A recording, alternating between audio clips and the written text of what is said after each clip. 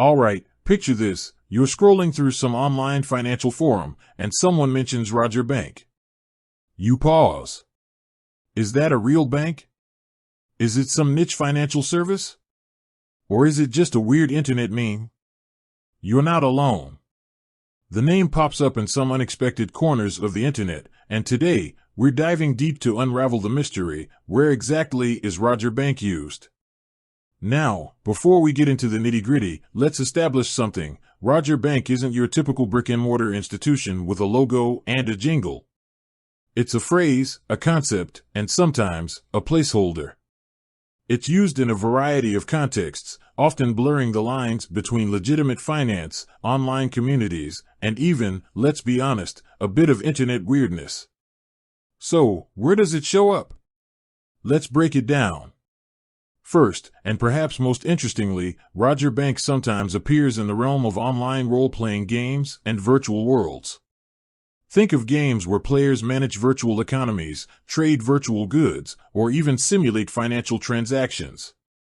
In these settings, Roger Bank might be used as a generic name for a fictional banking system. It's a quick, easy way to refer to the place where in-game currency is stored or transferred without having to create a complex, lore-specific name. Why Roger? Well, it's a common, unassuming name. It's not overly exotic or tied to any specific cultural reference, making it easily understandable across different player bases.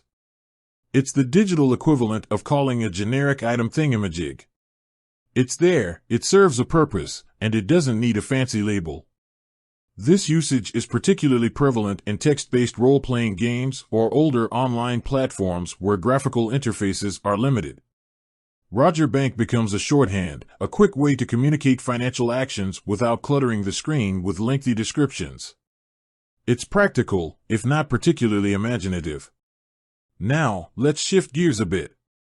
Roger Bank also crops up in online forums and discussion boards, often in the context of hypothetical or satirical financial scenarios. You might see someone asking, what would happen if Roger Bank decided to invest in Dogecoin, or is Roger Bank a good place to park my savings during a zombie apocalypse? These are, of course, tongue-in-cheek questions, but they highlight a fascinating aspect of how Roger Bank is used. It acts as a blank slate, a stand-in for any financial institution, allowing users to explore hypothetical scenarios without getting bogged down in real-world details. It's a way to discuss complex financial topics in a lighthearted, accessible manner. In this context, Roger Bank is less about a specific entity and more about a general concept of a place where money is handled.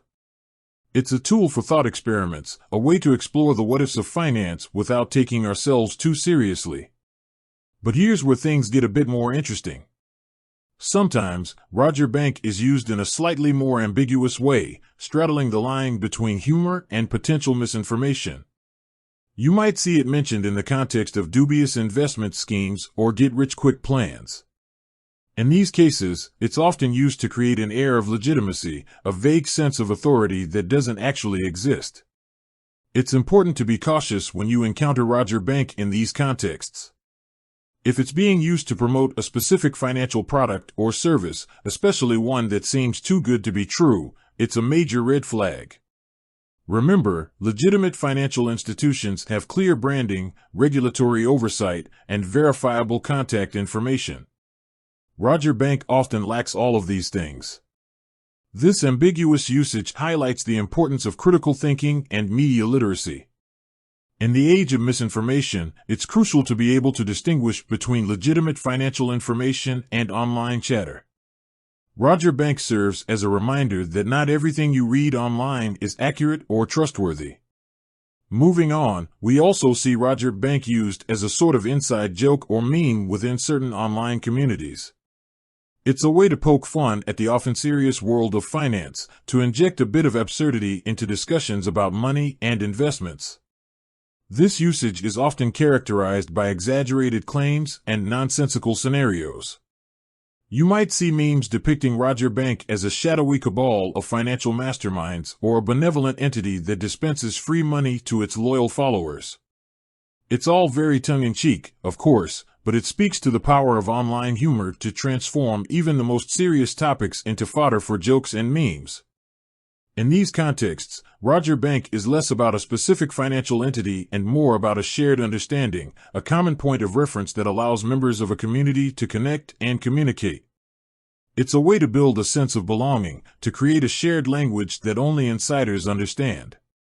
Now, let's address the elephant in the room. Is there any legitimate financial institution called Roger Bank? The short answer is no. There's no publicly known, regulated bank or financial service that goes by that name. This doesn't mean that the phrase is entirely meaningless, however. As we've seen, it serves a variety of purposes in different online contexts. But it's important to understand that it's not a real bank in the traditional sense. So, why does the name persist? Why does it keep popping up in these various online spaces? The answer, I believe, lies in its versatility. Roger Bank is a blank slate, a placeholder that can be adapted to fit a variety of needs. It's generic enough to be used in role-playing games, ambiguous enough to be used in satirical scenarios, and memorable enough to become a meme. It's a testament to the power of language to create meaning, even when there's no underlying reality.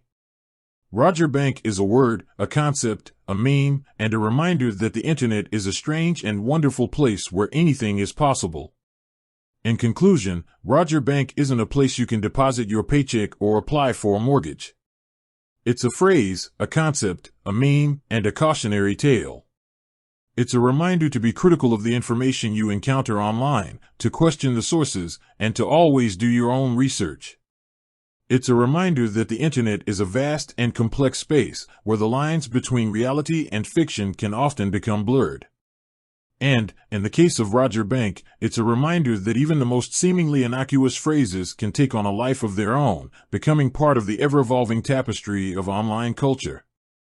With that said, thanks for watching, and until next time.